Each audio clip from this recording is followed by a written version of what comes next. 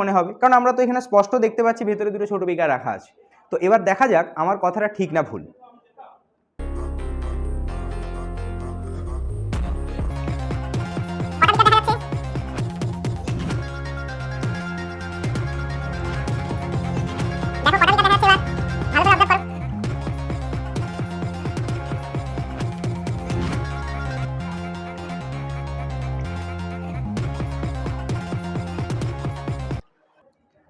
কোনো বিকারা দেখা যাচ্ছে?